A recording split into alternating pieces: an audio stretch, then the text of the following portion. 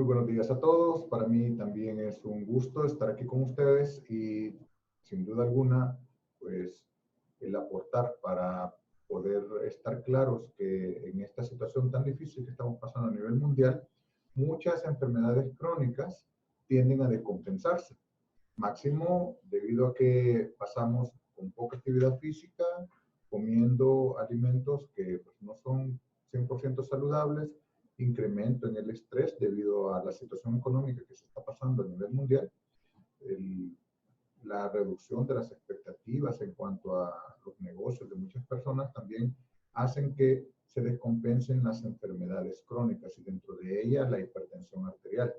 Como AXA se ha querido trabajar en cuanto a recordar el manejo y la prevención de estas enfermedades, siendo de que es importante que no olviden que están ahí presentes y que hay que mantener un adecuado control, hay que recordar siempre estar pendiente de sus medicamentos y de las medidas que vamos a dictar este día. Como en este mes evaluamos la hipertensión arterial como enfermedad a recordar para poderla tener presente en cuanto a todas las medidas que tenemos que cumplir, es el tema que vamos a desarrollar este día y con todo gusto, si durante la conferencia ustedes desean hacer alguna pregunta, pues preferiré irlas contestando en el momento para que esto sea mucho más dinámico. Soy el doctor Henry Mauricio, soy especialista en medicina interna y vamos a comenzar con el tema de hipertensión arterial. Bueno, para esto lo que vamos a comenzar diciendo es la definición de la enfermedad. En cuanto a esto, vamos a definir hipertensión arterial como la elevación de la presión arterial sistólica arriba de 140 milímetros de mercurio. ¿Qué es esto de la presión arterial sistólica? Pues cuando el corazón bombea la sangre, crea una presión que es la de eyección o la del disparo de la sangre. Esa parte en donde el disparo del chorro de sangre es mayor en las arterias, nos da el máximo nivel de presión. Ustedes pueden imaginarse como una manguera con agua corriendo a través de ella cuando nosotros abrimos el chorro de agua. Esa sería nuestra presión sistólica. Y se define actualmente como un incremento arriba de 140 milímetros de mercurio. Aquí hago la aclaración de que durante mucho tiempo nosotros hablábamos de hipertensión a partir de 120 milímetros de mercurio.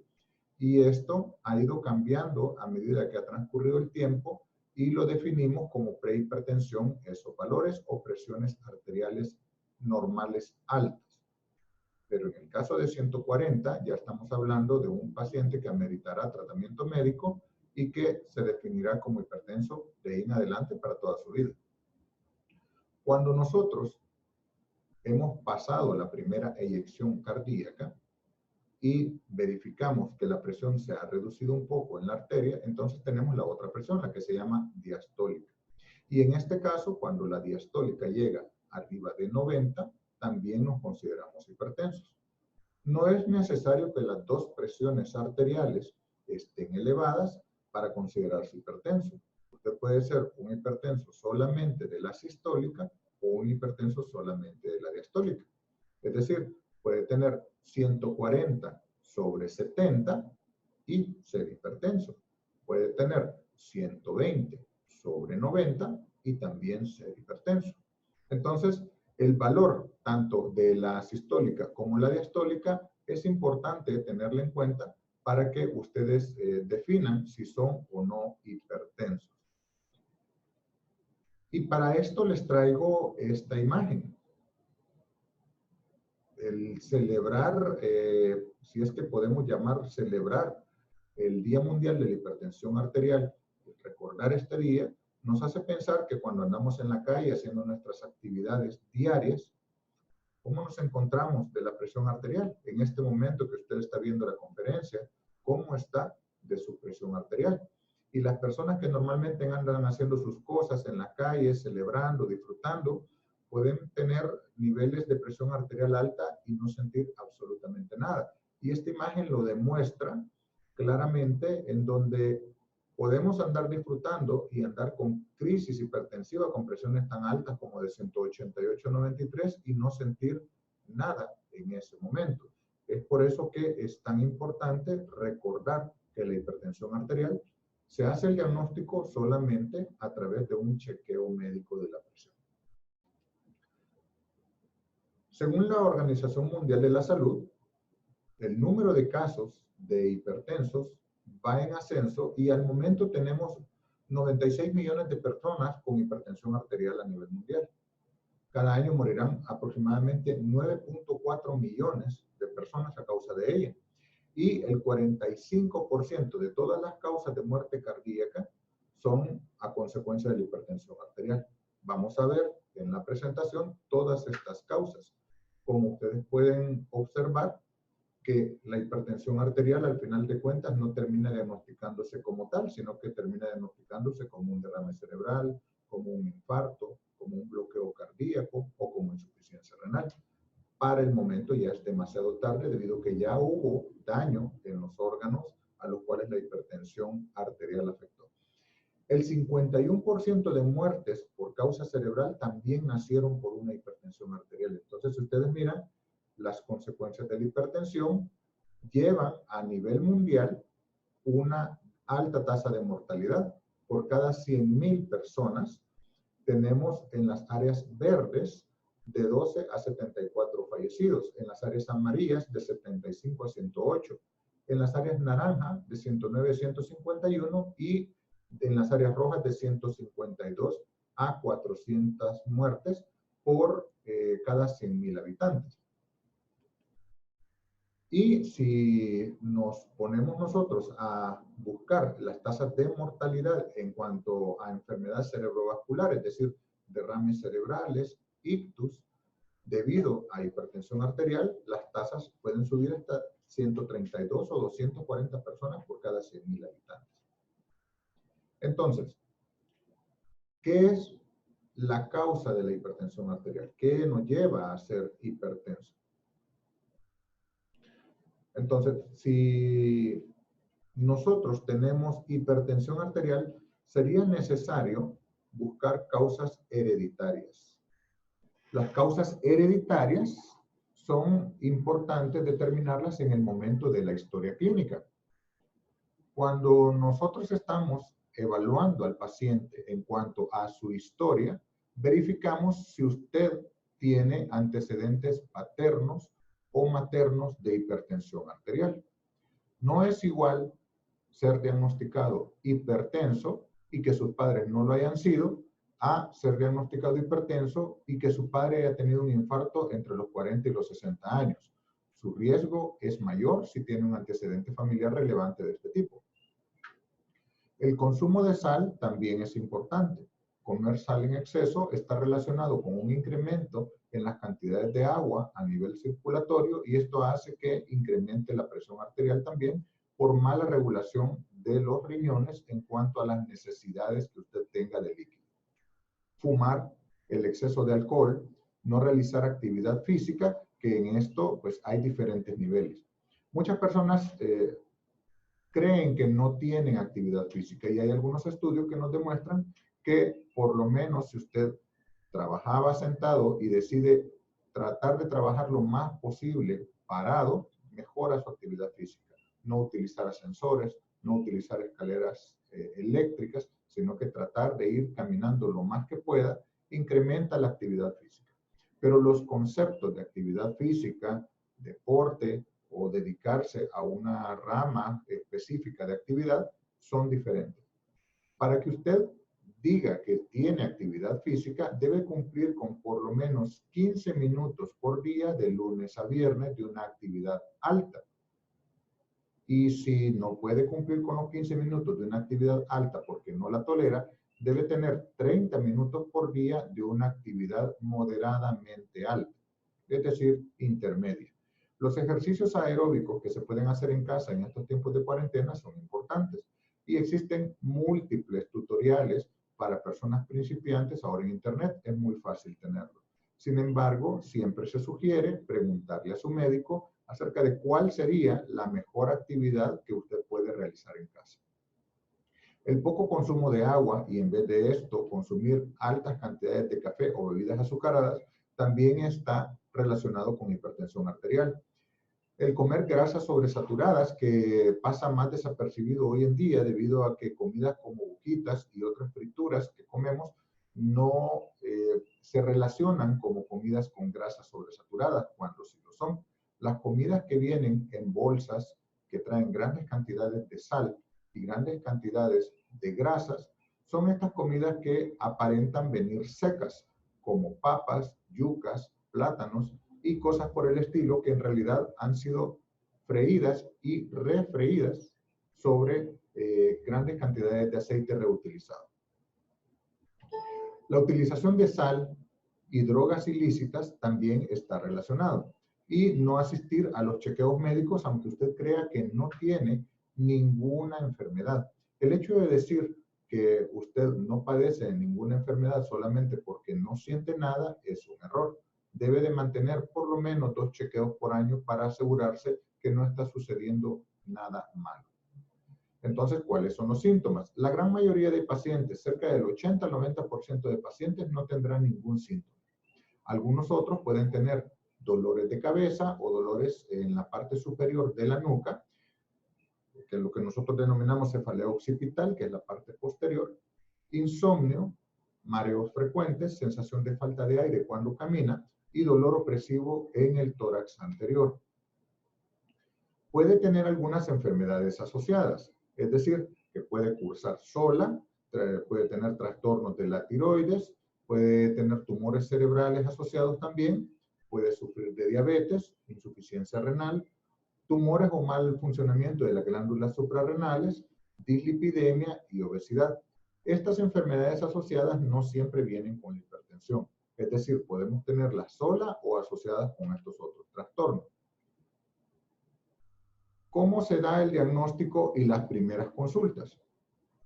Pues lo primero es incentivar la consulta de rutina, es decir, debido a que no se van a tener síntomas, es importante en estas fechas que recordamos la hipertensión arterial como tema a desarrollar, decirle que usted no va a sentir nada. Asista al médico a que le chequeen la presión para que usted pueda estar seguro si la padece o no. La utilización actual de manómetros electrónicos en muñeca no son suficientes para hacer el diagnóstico de hipertensión arterial, tanto si le sale alto como si le sale normal, debido a que estos aparatos tienen ciertas limitantes en cuanto a su uso. Si se va a chequear la presión arterial, por definición, para poder hacer el diagnóstico, se sugiere hacerla en el brazo y no en la muñeca. Y como todos ustedes saben, la gran mayoría de estos aparatos chequean la presión arterial de la muñeca. Pueden tener algunos sesgos y estar pensando que no tienen hipertensión cuando realmente la tienen. Para el diagnóstico correcto se tienen que hacer de 3 a 5 tomas. Y si de las 5 tomas, 3 salen positivas, entonces usted se considera hipertenso. Pero aún así, se debe de tomar en cuenta que el paciente cuando llega por primera vez a una consulta tiene ciertas expectativas, cierto temor que hace que la presión arterial se eleve. Entonces, en estas situaciones se da lo que se denomina hipertensión de gabacha blanca. Esta hipertensión realmente sucede solamente en el consultorio y es debido a que la expectativa y el nerviosismo que puede causar una consulta puede elevar normalmente la presión arterial. En estos casos, un médico sí puede solicitar que usted se chequee la presión arterial en casa y que le envíe los chequeos por algún medio electrónico o que a su siguiente consulta le entregue los chequeos de la presión arterial que ha tenido en casa para poder definir si lo tiene o no. Si aún así esto no es suficiente, él puede indicarle un examen que se denomina monitoreo ambulatorio de la presión arterial o también denominado MAPA por sus siglas, en donde se le coloca un tensiómetro que andará 24 horas tomando la presión y hará una curva para poder saber en qué momento usted tiene presión un poco más alta. En el momento de hacer la consulta, su médico intentará realizar asociaciones con otros factores a tratar, que fueron los que vimos en la diapositiva anterior, como por ejemplo diabetes, tumores, problemas de otras glándulas endócrinas, problemas de los riñones o antecedentes familiares. Y le planteará algunos objetivos de manejo. Una vez que tenemos el diagnóstico, pues pasamos a esto, a las medidas no farmacológicas. Podemos reducir la presión arterial con solo reducir el peso, con suspender el tabaco, con reducir o suspender el consumo de alcohol, suspender las bebidas energizantes, el consumo de café, suspenderlo o reducirlo, máxime si usted toma en altas concentraciones de café, reduciendo importantemente el consumo de sal, iniciando actividad física guiada, reducir las harinas a una por cada tiempo de comida. Por ejemplo, si usted suele comer tortilla con arroz, pues solamente comer una de las dos harinas y no hacer combinaciones como con ensaladas de papa y cosas por el estilo. Tratar de mantener una sola harina en el plato y no acompañar el plato con bebidas dulces como refrescos o bebidas gaseosas. Bajar de peso e incrementar el consumo de agua. Por cada 10 libras que usted reduzca de peso, puede bajar aproximadamente un 10% su nivel de presión arterial. Es decir, que la reducción gradual de peso puede llevarle a una reducción efectiva de la presión arterial. Y de ahí las medidas farmacológicas. Por lo regular, antes se consideraba que primero se debía ir a las medidas farmacológicas y después se debía asegurar las otras medidas. Ahora se considera tan importante las otras medidas como las farmacológicas. Por lo regular, estamos iniciando con 2 fármacos. Antes era pues muy frecuente decir que lo ideal era iniciar con un fármaco, pero ahora, por los beneficios que se tienen a nivel de los riñones y a nivel del corazón, se sugiere iniciar con dosis bajas de 2 fármacos que iniciar con uno solo. Es decir, la monoterapia se está dejando en desuso. Casi siempre estamos utilizando doble terapia desde el inicio. También asociamos medicamentos para tratar la placa inflamatoria o lo que la gente denomina la placa de colesterol a nivel arterial. Estas placas hacen que pues también tengamos trastornos relacionados con la hipertensión arterial y tener un enfoque renal y cardíaco. En todo esto, entre las medidas farmacológicas y no farmacológicas, podemos tener enfermedades asociadas. Y de ahí voy a pasar a una pregunta que estamos teniendo en línea. Me preguntan, tengo una niña de 11 años y hace 1 año y medio se le detectó hipotiroidismo. Eso a futuro podría ser un detonante para que sufra de hipertensión a temprana edad. Todas las enfermedades crónicas, como hipotiroidismo o otras enfermedades relacionadas con hipertensión arterial, generalmente desarrollan hipertensión en los estados descompensados. Es decir, que si un paciente sufre de hipotiroidismo, pero se encuentra compensado, puede hacer que no desarrolle hipertensión arterial. Sin embargo, todos los trastornos crónicos llevan en cierta medida una mayor incidencia de otras enfermedades. Es decir, que es mucho más probable que un paciente hipotiroideo sufra de hipertensión arterial a largo plazo. También es sabido que los pacientes con hipotiroidismo en la infancia no necesariamente deben de tenerlo en la edad adulta. Puede no sufrirlo en la edad adulta. Entonces, lo recomendable es sí estar siempre pendiente de la presión arterial de este tipo de pacientes que debutaron con enfermedades crónicas desde temprana edad. La otra pregunta que hacen es, ¿y si se tiene la presión en 129/90, es necesario tomar medicamento para bajar la presión? Veo que si usted dice que 130/90 es normal alta, ¿y será que es mucho para tratar esa presión una pastilla de 40 miligramos de Benicar por la mañana y media por la noche? Como les dije, los riesgos cardiovasculares y las decisiones terapéuticas dependen de cada paciente. En algunos pacientes que nosotros encontramos riesgo cardiovascular alto, decidimos iniciar tratamiento antihipertensivo porque buscamos algunas metas. Una cosa es la definición de hipertensión arterial y la otra cosa diferente es la definición de hipertensión contra el riesgo que este paciente tenga.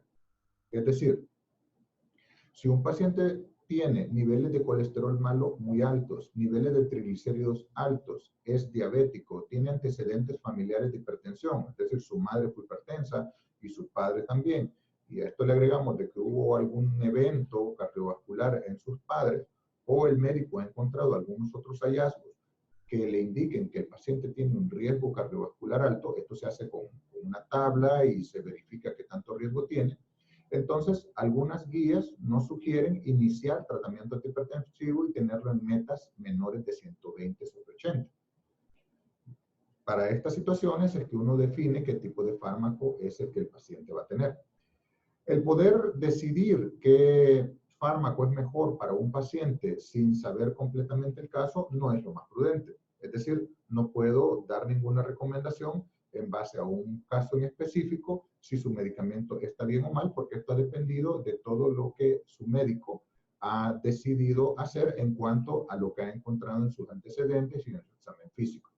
Sin duda alguna, su médico lo que tiene es como objetivo llevarlo abajo de 120 sobre 80. Es lo más frecuente que queremos realizar. Muy bien. Las personas que se han realizado bypass, manga y balón gástrico pueden ser riesgos agravados para el futuro. No. Sí y no.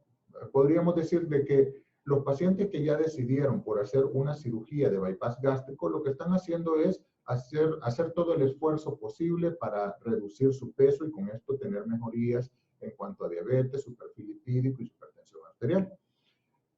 A esto es a lo que nosotros llamamos ir en contra de la evolución normal de la enfermedad. Y eso es lo que está más en boga hoy en día.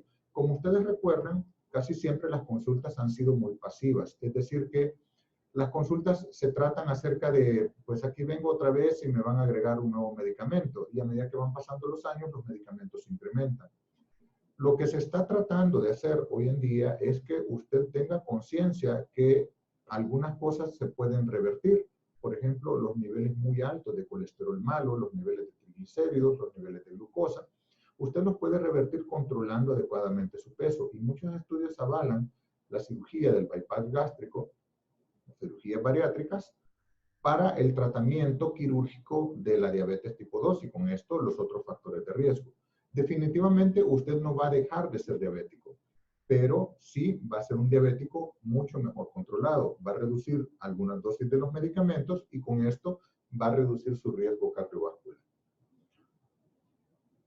Buenos días, en una época se me tomó la presión en diferentes días y horas y me indicaron ser hipertenso. Posteriormente, otro médico me colocó Holter y me descartó ser hipertenso. He seguido en control con este médico y lo que me indica es que mi hipertensión es ocasional, la cual sería mejor recomendación para sobrellevar. Este caso fue uno de los casos que dijimos hace poco en las diapositivas, en donde cuando no es posible hacer el diagnóstico en varias tomas en la clínica, decidimos colocar un monitoreo ambulatorio de la presión arterial. Esto nos da una mejor idea, una idea mucho más clara acerca de cómo anda su presión en el día y si se relaciona con el estrés. Debido a que cuando usted llega a la consulta puede estar demasiado estresado y tener la presión arterial alta. Las elevaciones de la presión arterial ante eventos estresantes son fenómenos totalmente normales. Es decir, si usted sufre algún tipo de evento estresante en la calle y se le toma la presión arterial en ese momento, lo lógico y lo normal es que su presión arterial se encuentre alta. Entonces, para poder hacer el diagnóstico de manera adecuada, usted tiene que haber reposado por lo menos 10 minutos, estar tranquilo y que se chequee en el brazo y no en la muñeca y obtener los valores en esas condiciones 3 de 5 veces. Entonces, su médico ha hecho lo correcto. Ha considerado que usted no siempre anda con la presión arterial alta y que solamente en eventos estresantes usted eleva la presión, lo cual es algo normal, es un fenómeno normal y fisiológico. Las medidas farmacológicas, como dije entonces, son doble terapia desde el inicio, medicamentos para el manejo de la placa arterial inflamatoria y un enfoque renal y cardíaco.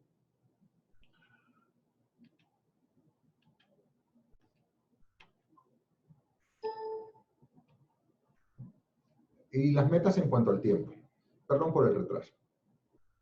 Las metas en cuanto al tiempo, pues las podemos definir en corto tiempo, en mediano y en largo plazo. Cuando usted llega con hipertensión arterial, como les dije, verificamos los riesgos cardiovasculares que usted puede tener. Entonces, miramos si usted tiene pues, un nivel de presión demasiado alto y consideramos si usted tiene síntomas o no. Lo catalogamos como un paciente simplemente hipertenso o si está llegando en una crisis de hipertensión arterial. Las crisis de hipertensión arterial pueden tener manejos de una semana o de horas. Si usted tiene una crisis de hipertensión arterial y llega con dolor de pecho o con algún problema neurológico, entonces esa crisis tiene que resolverse ese mismo día. Si usted llega con una crisis de hipertensión arterial pero no tiene ningún síntoma, esa crisis por lo regular deberá resolverse en una semana. Y si usted llega con hipertensión arterial pero no llega en crisis, entonces tenemos un poco más de tiempo, hasta aproximadamente 2 o 3 semanas, esperando que el medicamento haga su efecto pleno. No es prudente hacer tratamientos demasiado agresivos desde el principio, debido a que su presión arterial no se elevó de la noche a la mañana. Entonces, hacemos reducciones graduales de la presión arterial para que aproximadamente en un mes usted esté totalmente controlado. Entonces, a las 3 semanas, si nosotros tenemos un paciente con niveles de colesterol malo demasiado altos, generalmente la tercera semana es una muy buena fecha para poder verificar si el tratamiento que hemos dejado junto con su antihipertensivo está haciendo efecto. Y esto lo llevamos casi siempre en niveles de porcentaje, es decir, nosotros verificamos cuánto por ciento queremos reducir de su colesterol malo y si ese objetivo de porcentaje lo hemos logrado a las 3 semanas. La segunda meta la vamos a tener a los 2 o 3 meses. Es decir, una vez que usted ya ha logrado la primera meta a las 3 semanas, podemos dejar una cita de 2 o 3 meses para verificar si usted está haciendo lo que dijo que iba a hacer. Debido a que en el momento pues, hubo preocupación, es fácil tomar las medidas, pero después de tranquilizarse un poco, pues muchas veces se regresa a los malos hábitos. Y la tercera meta es la perseverancia. Cada 2 o 3 meses verificar que usted está haciendo lo que se prometió hacer. Las complicaciones de los pacientes hipertensos son variadas y voy a pasar antes de las complicaciones a un poco más de preguntas.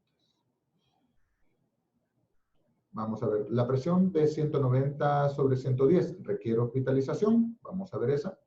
Bueno, la presión de 190/110 es diferente en cada paciente, en cada caso. Por ejemplo, si usted nunca ha sido hipertenso y llega con una hipertensión arterial de 190/110 y usted no tiene ningún síntoma, entonces, y su riesgo cardiovascular pues es de bajo a moderado, entonces podemos comenzar con un tratamiento antihipertensivo para valorar su presión arterial día con día o incluso a los 3 o 5 días. Si usted no tiene ningún síntoma, lo más probable es que su médico se enfoque en buscar por qué razón su presión arterial está tan alta y va a buscar otros diagnósticos como problemas en sus arterias renales, los niveles de creatinina, tumores cerebrales o alguna otra causa secundaria de hipertensión arterial. Esta pregunta es importante debido a que la hipertensión no es siempre una enfermedad primaria, sino que puede ser el signo de otra enfermedad. Entonces, en esos casos, es posible que su médico le indique ingreso no por el valor de la presión arterial, sino que porque piense que usted necesita un estudio un poco más a profundidad para poder saber si su presión arterial es primaria o secundaria. Es decir, que si le han indicado ingreso para tratar estos valores es porque posiblemente usted requiere un estudio un poco más profundo. La llamada presión arterial maligna puede controlarse. La hipertensión arterial que depende de problemas en las glándulas suprarrenales y que conlleva altos niveles de presión arterial va relacionada con diferentes tipos de medicamentos. Los medicamentos antihipertensivos se clasifican dependiendo del lugar donde hacen efecto. No todos los medicamentos antihipertensivos tienen efecto en el mismo lugar. Es decir, son de la misma categoría. Los medicamentos antihipertensivos tienen diferentes formas de utilizarse y tienen diferentes potencias. Entonces, lo que hacemos es utilizar diferentes antihipertensivos para poder manejar estos tipos de presiones arteriales. Algunos pacientes con insuficiencia renal crónica terminal que están en hemodiálisis sufren severos valores de presión arterial. Pueden andar con 200/110 y no tener síntomas. Estos pacientes tienen niveles de hipertensión arterial bastante altos y es muy difícil manejar niveles menores. Mi esposo es diabético e hipertenso, toma medicamento continuo, pero hay días que siente mareos. ¿Esto será efecto del medicamento o de la enfermedad? El tomar un tratamiento para la presión arterial no implica estar 100% controlado. Es igual con todas las otras enfermedades. Es decir, tomar un medicamento no le asegura que usted está controlado. Tomar un medicamento simplemente le asegura que usted le va a poder dar datos fidedignos a su médico cuando vaya a su control para que él decida si va a subir o bajar la dosis del medicamento. Cuando uno tiene un medicamento antihipertensivo que está haciendo un efecto mayor del esperado, generalmente puede sufrir palpitaciones, mareos y principalmente estos se dan a los cambios de posición, como por ejemplo de estar sentado a estar parado. Lo más recomendable es realizar un monitoreo ambulatorio de la presión arterial para poder demostrar que su presión se baja en casa cuando usted está un poco más relajado. Voy a pasar un poquito a complicaciones y sigo con las preguntas. Cuando nosotros no manejamos nuestra presión arterial, podemos tener eventos cerebrovasculares hemorrágicos o aneurismas. Aneurismas no sangrantes, pero sintomáticos, que son dolores de cabeza punzantes o pulsátiles, que se están sintiendo frecuentemente, principalmente a nivel del cuello y de la nuca, y que pues no hay ningún otro síntoma. Eventos cerebrovasculares isquémicos, arritmias, bloqueos cardíacos, dolores o anginas de pecho, infartos agudos del miocardio, retinopatías hipertensivas, insuficiencia renal, insuficiencias arteriales en miembros inferiores, amputaciones o isquemia intestinal. Todas estas consecuencias, como ustedes pueden ver, se alejan del diagnóstico de hipertensión, pero son consecuencia misma de la hipertensión. Entonces, se comienzan a desglosar una cantidad de enfermedades que las personas creen que no han dependido de la hipertensión arterial cuando realmente así lo ha sido. ¿Afecta la hipertensión arterial la actividad sexual? Definitivamente sí. La impotencia sexual está relacionada hoy en día con, entre otros factores, la isquemia pélvica. El tener mala circulación en el área pélvica puede llevar a disfunciones eréctiles y a problemas en el desarrollo sexual. Tanto en hombres como en mujeres se ha visto una disminución de la libido en los pacientes que sufren de hipertensión arterial y que tienen isquemia pélvica. Sin embargo, algunos medicamentos, como los medicamentos tipo atenolol y propanolol, también pueden causar efectos directos sobre la potencia sexual. Algunos medicamentos que sirven para reducir los niveles de colesterol y triglicéridos también pueden tener efectos en esas áreas. La hipertensión se puede revertir y curar solamente con dieta. Usted dijo que una vez uno es hipertenso, va a ser hipertenso por el resto de su vida. La hipertensión es para toda la vida, es un diagnóstico para siempre. Sin embargo, la dieta, el ejercicio, hacen que se reduzcan los valores de presión arterial en los pacientes. Y como les dije, por ejemplo, una reducción de 10 libras puede llevarle a una reducción del 10% en sus niveles de hipertensión arterial. Usted no dejará de ser hipertenso, pero puede llegar a controlarse mucho mejor si usted hace las recomendaciones que se le dicen. Muchas veces, con reducir el café, la sal, el fumado, las bebidas alcohólicas en grandes cantidades, su presión arterial puede mejorar sustancialmente. ¿Afecta la hipertensión la actividad sexual? Ya lo habíamos leído. ¿Es normal que los antihipertensivos provoquen inflamación de los miembros inferiores? ¿Hasta qué punto puede considerarse normal? Hay medicamentos tipo amlodipina, nimodipina, que el efecto secundario es inflamación de los miembros inferiores. Estos efectos secundarios se verifican en estudios clínicos y se definen como efectos inocuos, es decir, efectos que no pasan a más. La inflamación de miembros inferiores, sin embargo, también puede estar relacionada a insuficiencia renal, a insuficiencia cardíaca o a insuficiencia hepática.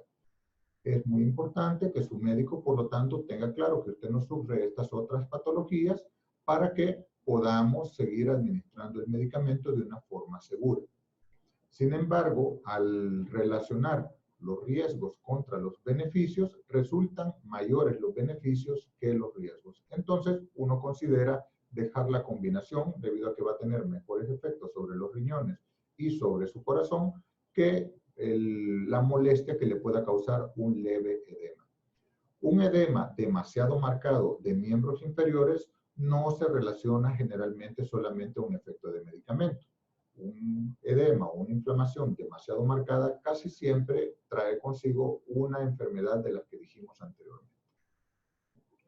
Ok, entonces, una vez que tenemos las complicaciones, pues el paciente puede sufrir los efectos directos de estas, ¿no? Y estos efectos directos traerán gastos y procedimientos habituales. Estos gastos y procedimientos casi siempre ya no se relacionan con la hipertensión arterial por el paciente, pero vienen desencadenados de ello. Los exámenes habituales que uno deja para poder evaluar adecuadamente el paciente incluyen el colesterol total, nivel de colesterol bueno y malo, o que se conocen también como HDL y LDL, los niveles de triglicéridos, el ácido úrico, la creatinina, el nitrógeno ureico, los electrolitos o las sales del cuerpo, su azúcar en ayunas y 2 horas después de comer, una hemoglobina glicosilada que nos da el porcentaje que ha tenido usted de glucosa en sus últimos 3 o 4 meses, la tolerancia a la glucosa, y dentro de otros exámenes que podrían o no podrían tomarse están los niveles de insulina, ACTH. El examen general de orina es importante para poder saber si usted saca proteínas por la orina, sus pruebas de tiroides, un hemograma, las pruebas del hígado, y estudios muy especiales para hipertensiones arteriales malignas o secundarias. Los exámenes de gabinete casi siempre tienen que incluir una radiografía de tórax para poder ver el tamaño de su corazón, un electrocardiograma, ecocardiograma, monitoreo Holter, la prueba de esfuerzo, monitoreo ambulatorio de la presión arterial, ultrasonografía de tiroides, ultrasonografía renal, del hígado y un TAC de arterias suprarrenales. Todo esto traerá todos estos gastos que ustedes pueden ver por procedimientos y por complicaciones. Están todos esos exámenes que ustedes pueden ver ahí, que pues ya uno no los relaciona, como les repito, con hipertensión arterial, pero se desencadenan de la misma. Para terminar, las secuelas. El paciente puede quedar con déficit del habla, déficit del movimiento, postraciones, alimentaciones asistidas totalmente, fallas cardíacas de diferentes niveles, desde solamente un edema leve a moderado de miembros inferiores, hasta tener imposibilidad hasta de peinarse, marcapasos, diálisis, amputaciones y ceguera. Esto es lo que yo les traía a ustedes como la presentación. Estoy para el resto de preguntas, para que podamos tener un poquito más de discusión y pues llegaremos en base a lo que tengamos de tiempo, ¿no? Los medicamentos para hipertensión arterial tienen la misma cantidad de efectividad de diferentes laboratorios y hospitalarios. En cuanto a la marca de medicamentos, existe la definición de medicamento genérico. Sin duda alguna, esto depende de cada área de supervisión de cada país. Cada país tiene sus test que definen a un medicamento como equivalente o no. Es decir, que esto no es igual en todo el mundo. Depende de que cada país haga estos test de manera adecuada y le dé el aval a los medicamentos que pueden dar el mismo efecto que el medicamento original. En cuanto a decidir si utilizar genéricos o utilizar el original, es una cuestión del médico y del sistema en el cual usted se encuentre. Si usted se encuentra en un sistema que le avala los medicamentos genéricos, es porque se ha observado que estos tienen igual efectividad que el medicamento original. Sin embargo, en cuanto a precios, muchas personas se equivocan en cuanto al concepto de medicamento innovador. Eso es otro concepto. El medicamento innovador es un medicamento que en los últimos 5 años no tiene ningún genérico. Es decir, es la fórmula original y en los últimos años es el único medicamento que está a venta. Estos medicamentos son por lo general los más caros, pero no por ser los más caros, son siempre los que nos conviene. Cuando una persona hipertensa se somete a un tratamiento nutricional el cual le balancea una mejor respuesta de sus sistemas en general, le ayuda a salir de la hipertensión tomando en cuenta su mejora corporal en general. ¿A salir del diagnóstico? No. Usted siempre será hipertenso, pero puede decir soy hipertenso controlado. Si sus valores de presión arterial sobrepasaron lo normal y usted por ejemplo, sufre de obesidad, pero decidió hacer todo lo posible por dejar la obesidad atrás, usted seguirá siendo hipertenso, pero controlado con dieta. ¿Por qué es necesario hacer esta aclaración? Porque si usted vuelve a ser obeso, entonces volverá a tener valores altos de presión arterial. ¿Por qué han dicho que los hipertensos están más propensos a tener complicaciones de COVID? El coronavirus tiene una entrada a través de un receptor que se utiliza para los fármacos antihipertensivos. Este receptor, que es como una combinación entre una llave y una chapa de una puerta, el COVID puede reconocer esta chapa para poder entrar a nuestro sistema. Los pacientes con hipertensión arterial que ya utilizan medicamentos antihipertensivos tienen mayor cantidad de estos receptores. Por lo tanto, el virus tiene mayor capacidad de adherencia y de entrar a su cuerpo. Es por esto que los pacientes con diabetes e hipertensión que ya están tomando medicamentos tienen mayor cantidad de receptores para que el virus pueda adherirse a ellos y son los que se consideran de mayor riesgo. Las amputaciones se harán si está acompañado de glucosa elevada y hay problemas en los miembros por la última causa o por la hipertensión arterial. Existe una falsa idea que las amputaciones se dan solamente en pacientes diabéticos. La gran mayoría de amputaciones son por insuficiencia arterial en pacientes no diabéticos. Es decir, si usted es hipertenso, tiene riesgos cardiovasculares a nivel cerebral, a nivel de sus ojos, a nivel del corazón, a nivel renal y a nivel de sus miembros inferiores. Es decir, con solo el hecho de ser hipertenso puede sufrir una amputación por algo que se denomina insuficiencia arterial de miembros inferiores. Si empiezo a tomar medicamento para controlar la hipertensión, mejoro mi dieta y presión arterial, ¿puedo parar el medicamento? De ninguna manera, no lo puede hacer. Debe estar en los controles con su médico para que él verifique si tiene que cambiar el medicamento en cuanto a potencia, si tiene que cambiar el medicamento en cuanto a la dosis, o si pues, en algún momento le puede decir que puede suspender el medicamento porque su dieta ha sido altamente efectiva. Ante la pandemia del COVID, ¿es conveniente que deje de tomar el candesartán? De ninguna manera, porque el hecho que usted deje de tomar su antihipertensivo, lo único que va a hacer es crearle una crisis de hipertensión arterial y las cosas van a empeorar. Tomo un medicamento hace 4 años, cuando llegué a mi peso ideal me suspendieron el losartán y si bajo de peso nuevamente puedo dejar de tomarlo. Como les dije, creo que es la misma pregunta y todos lo podemos resumir en que si usted está haciendo algo para reducir su dosis de antihipertensivos, su médico es el que va a definir si ya está en un valor para cambiar la dosis o para cambiar la potencia de su fármaco, que esto puede ser cambiarle marca, por ejemplo. Se categoriza alta 130/90 siempre que me la tomo, ese es el valor. Depende de su edad. Por ejemplo, algunos pacientes mayores de 70 años, los límites que nosotros buscamos es 150/90. Ese es el límite que buscamos. Mantener abajo de 150/90 es el valor que tenemos. Es decir, si usted tiene 70 años y tiene 140/90, le dirían por lo regular que está bien controlado. Si usted está menor de 40 años y tiene 140/90, le diríamos que está mal controlado. Depende de los riesgos de cada quien. El enalapril es un buen medicamento para la hipertensión. Todos los medicamentos antihipertensivos son buenos.